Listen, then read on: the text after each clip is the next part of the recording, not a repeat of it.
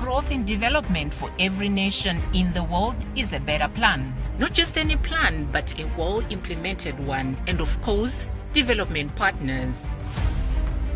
Who are Malawi? Luntha Television, bringing wisdom into your home.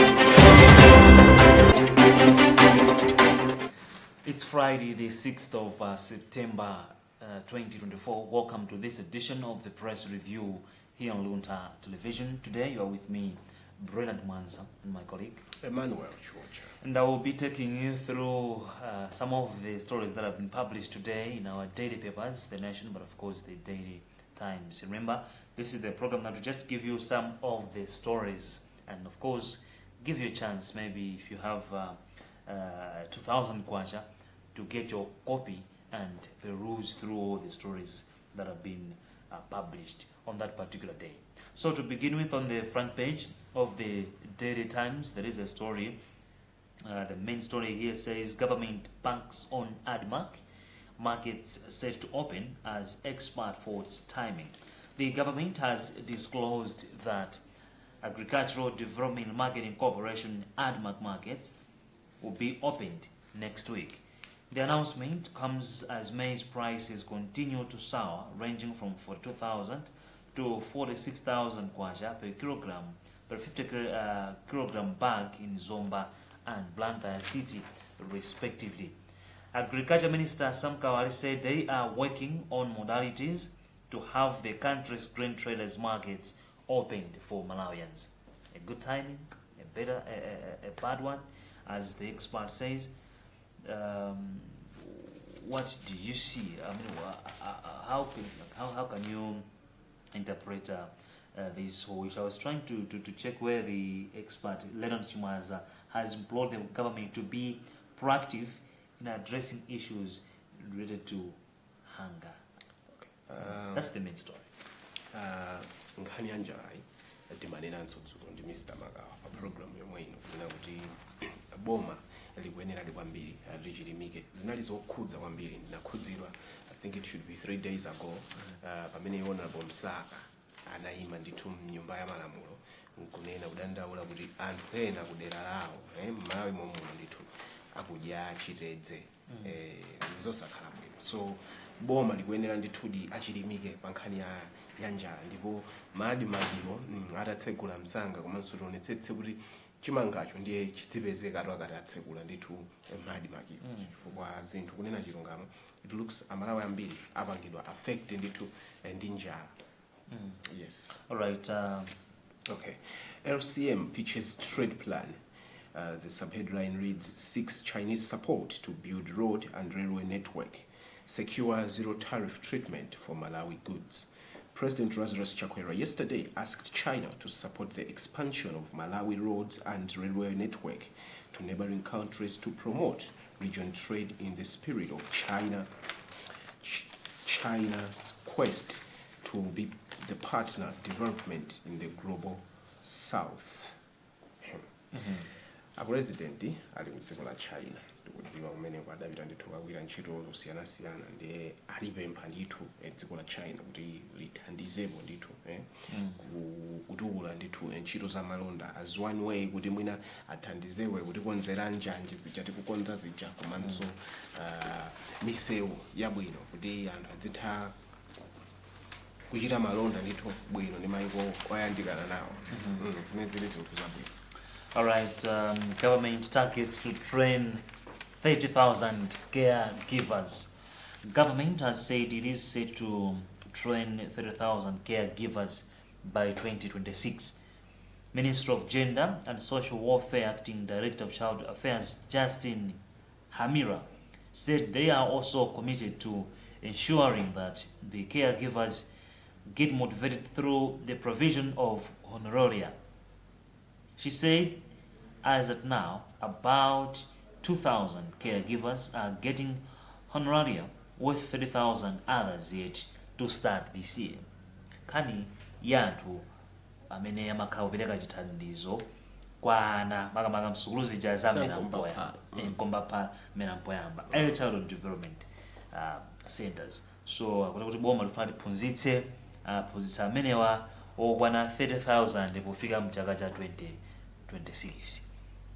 Khani yaikulu imene ili apa ndi imene koma dandaulo limene makhalapo kawiri ndi landalama izi zowathokoza zowalimbikitsa pakanthu pali madando kwambiri kuti ndalama zimene akupatsidwa kama patsidwa mwina nthawi zina 15,000 pa mwezi amene akuthandizira ndithu ana ku skulu ngati zimenezi.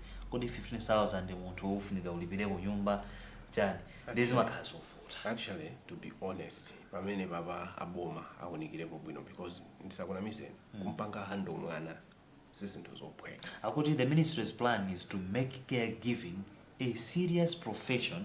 That way, children will be protected from various forms of abuse. Kani ndimene kuti mphunzitsi sakusamalidwa ndiye mwana wabwera ku skulu ndi chimanga aphunzitsanya kuti ndigere chimanga satengako pang'ono mpunga umene mwana wabwera naye ku skulu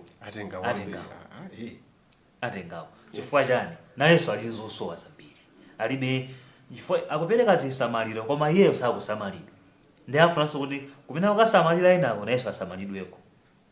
Ndi zimene zimayambitsa even corruption mdziko mwathu kuti you are expecting kuti upange perform bwino koma the returns ndizotani ndizosakukwanira iweyo. In the end mapezera ndingotere ndingopakulapo pang'ono kuku basi kuti ndizisamala nde akangoyambatu ndingopakulapo pang'ono sikuti achita ndiye khayo winaso akaona wina olo komanso nthawi zanguti zitheke ino ndine tili line imodzi kuti nditenge ndenabe artist ndinu timvane kuti ndifana ndipangeto zakuti ona bwanji atiye ndipangeni amwene sizakwathu izi akangolusa mauti sizakwathu basi zinthu zaipa. So chimodzimodzi mbali imeneyi awa amene amakhala kupereka chisamaliro kapena kuphunzitsa ana amene ku skulu za mmena mpoyamba skulu za mkombapala akwenanso tazisamalidwa chifukwa pamene akupereka chisamaliro amakhala ndi chilimbikitso kapena ndi mphamvu kwambiri ngati zawo zili kale kabwino. MP's absenteeism raises concern. Absenteeism among registrators continue to be a matter of concern, and this time, Nkarabe Central Member of Parliament MP Simon Voa Kaunda has proposed a roll call to address the situation. When a roll call started, it emerged that at least 20 MPs walked in late, disrupting the proceedings and forcing the Speaker, Catherine Gotani Hala, to halt the process. The late arrivals caused a brief commotion in the chamber. The Speaker struggled to restore order before announcing that the day's proceedings would continue despite the MPs being late. Kunyumba ya malamulo kujomba kwajulukitsa kuoneka kuti kumene kuyenera kuti chitika register kuti mwina kapena. All right, moving on to the business stories. Budget in 555 billion kwacha deficit in first quarter. Malawi government budgetary operations recorded a deficit of 555.1 billion kwacha in the first quarter of the 2024-25 financial year, as expenditure far outweighed revenue. This is according to the Reserve Bank of Malawi Financial and Economic Review released yesterday. According to the review, total revenues amounted to 743.3 billion kwacha against expenditures of 1.3 trillion kwacha during the quarter, which also happens to be the second quarter of the financial year. Mwachidule kwambiri nkhani ili apa ndonena kuti mu miezi yoyambirira chaka cha 2025 2024-2025 ndondomeko chuma zikuoneka kuti ndalama zimene dziko lidagwiritsa ntchito zikuchuluka kuposa zimene dziko lidapeza mu ndime yoyamba ya zachuma imeneyi. Nkhani yake ndonena kuti zofuna za dziko zidafika 1.3 trillion kwacha, koma ndalama zimene zidapezeka mu kota imeneyi ndi 743.3 billion kwacha, ndipo pali gapu ya ndalama zokwana 555 billion kwacha. Zimenezo ndi zimene ndithu zimayenera kapena zikuyenera kuti zilumikizitse kuti ngati dziko tabalansa zimene tapeza ndi zimene tagwiritsa ntchito. Mwachidule tikugwiritsa ntchito ndalama zambiri kuposa zimene tikupeza. Mwa icho ndikuti ndizipezeka kuti tikupezeka tikubwereka ngongole zizifika kuti zikufika kuti poti mmaliza fika pamwe timanena kuti inuyo ndine aliyese Malawi muno, munthu wina aliyese Malawi muno ali ndi ngongole yokwana 753,000 yoti mtereke aliyese pamene ine salary yanga kumene kuko ndi zaka zingati kuti ndi zaka zingati kuti ndikafike kumeneko. So mwina it's high time now Malawi started utilizing resources within our means, within what we are able to collect as a country, because tikulephera kapena tikugwa m'mavuto ngongole chifukwa choti tikumafunitsitsa tigwiritse ntchito ndalama zoposa mulingo umene ife tikupeza, koma tikaonetsetsatu zina zimene zikuonjezera kugulitsa ma expenditure ndi maulendo tikunenawo. Sikuti tingamakambe mobisa yayi kapena tikambire kumbali maulendo, koma tanguti maulendo amene ngati dziko tikumakhala nawo, kati adindo akumakhala nawo. So mwina pamene tikuganizira kuti ayi tikakongole, komanso tiganizire kuti kodi taononga zingati ndipo taononga izi pa ntchito zotani, chifukwa tikhozolanga taononga ndalama koma taononga ntchito zake ziti, kuti onetsetse iyi tionera 1.3 trillion imene tagwiritsa ntchito iyi ndi ndalama zochepa mwene zimene zapita kuzitukuko. Zochepa kwambiri zimene zapita kuzitukuko. Ndalama zambiri it's either zapita kuma allowance, zapita kuma expenses ya maulendo, mwina ma salaries, ndi zochepa kwambiri zimene tingaziloze kuti zapita ku development kwambiri. So tikamapangaso tikamapanga income expenses ena, mwina it's high time tizilingaliranso tamalingalira kuti pamene tikuononga ndalama izizi tifika pati ndipo tipindulira ndani, ndangati amene apindule kuti sizipindulire ndekha. Because tikonzo mango dandaula ndalama ntchito zambi, koma ndangati amene akupindula ndi ndalama zimene tinena kuti zikugwira ntchito ngati dziko. So pamene tikuunikira ndithu mwina tikuyenera kufatsa bwino kumaona than kuti zingoti ndi balance yakuti kuti ndithu expenditure yathu is matchane ndi revenue, koma who is benefiting from the expenditure itself.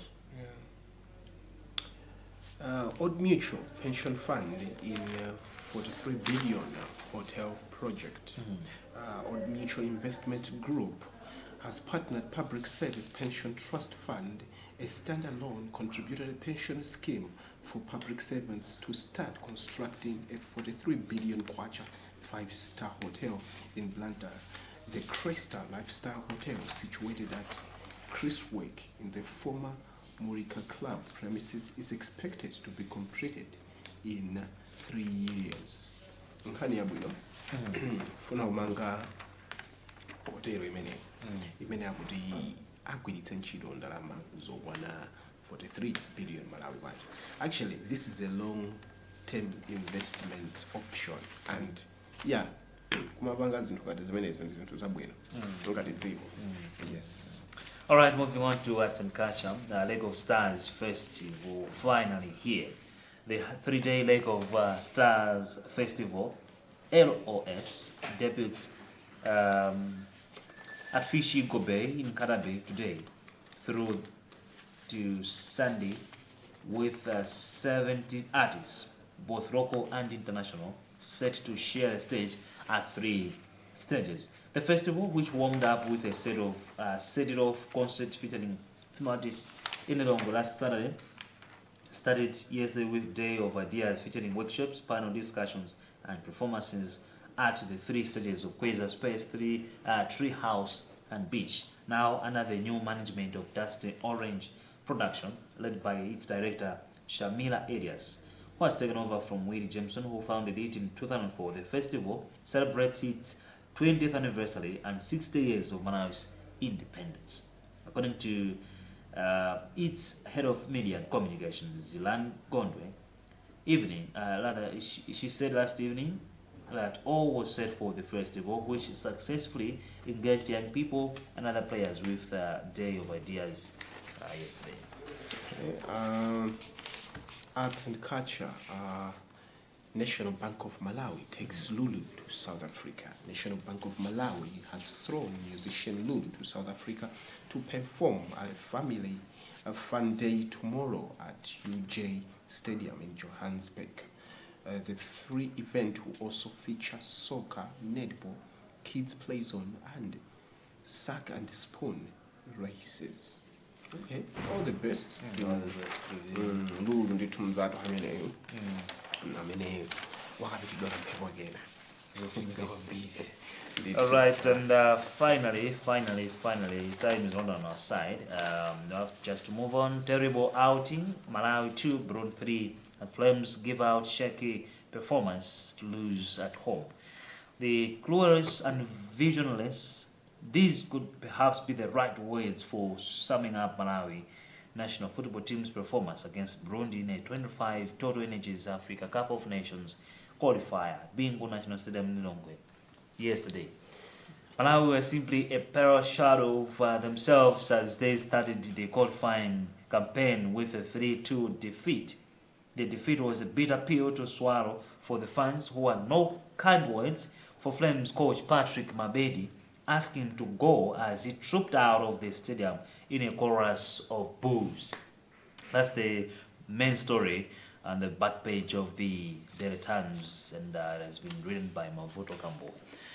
That's it. Flames. I'll lose and to more detail. Okay, ndimadziwa kuti kunali mpira, but I didn't. I was very busy with other things. I didn't even have a chance of watching that match. Koma ndimangomva kuti hii ukutu kuliza kuti Flames ukutu, so ndakumbukira ndakatola yalo adiwamba ija kuti Flames sidzamva. So zimachitika. Okay, the back page the Nation. Tabitha Chawinga nditu wavangidwa nao nominate for 2024 Women's Ballon d'Or. I always say, is putting Malawi on the map. Even her sister, she's doing the same. Komanso international chakachino kulibe no Ronaldo or Messi in 2024 Ballon d'Or. Okulibe sana bakilo nomination. So zaule ndone yeah. Do you want to the Messi Ronaldo miss out in the Ballon d'Or award. Yes. Chelsea get Premier League nod to sell hotels as England coach gets backing. Yeah, that are some of the stories. tricky draws for Junior Flames sides. Mina mwajulile kwambiri kali mene yakuti Junior Malawi national football teams have been handed tricky draws for the 25 Total Energies Africa Cup of Nations COSAFA qualifiers. The draw for the two tournaments took place in Maputo, Mozambique. Malawi's under 20 side has been drawn in Group C against South Africa, Comoros, and Lesotho in the AFCON COSAFA qualifiers, slated for the September 26th to October 6th in the Mozambican capital. To have Kumanandi, South Africa, Comoros, Lesotho. Awawa Nyamata Flames so ndithu ndi zimene zikhaleso zikuchitika mwezi omwe uno wa September kufikira October. Zimenezo ndi zina mwankhani zimene masambatu the Daily Times komanso The Nation asindikiza lero. Yes. Asindikiza lero. Asindikize?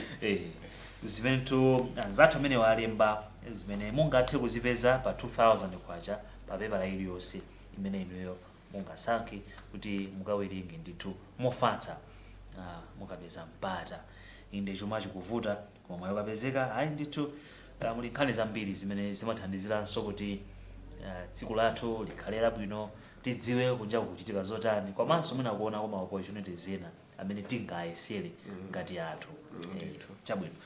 So that also marks the end of this edition of the press review here on Luntha Television. Remember, it's a program that will give you some of the stories, very few stories that have been published in our daily papers, The Nation, but of course the Daily Times. So today, Friday, the 6th of September 2024, you were with me, Brennan Mwanza, and my colleague Emmanuel Chiwacha. Tinayowa kukamba machidule kwambiri anzathu app lero ndiko akuyamba convention. Yes. Iyamba lero mpaka mawa. Tikhalere kukupatsani ma update ngati mwandimemo kuti kodi zuwenda bani pajatu inu kubwera zisankho ndipo dzipani dzipakalere IUDF nso nawo alinso ndiyawo miyezi kubwera ndithu IUDM nso so ndi nthawi yake tidzikonzeka ndithu so tikhale kukupatsani kuti kuchitika zotani ikuchitikira ulilongwe ku Crossroads Hotel. Tipitako umeneko tizeka suzumira bwinobwino kuti kukuchitika zotani koma kupatsani tsanani wamene zinthu kumeneko zikuyendera musalalikire Luntha ndi imene kuti tikhale tikupitiriza ndithu kubweretsa Luntha pakhomo pano mukhale ndi tsiku lopambana.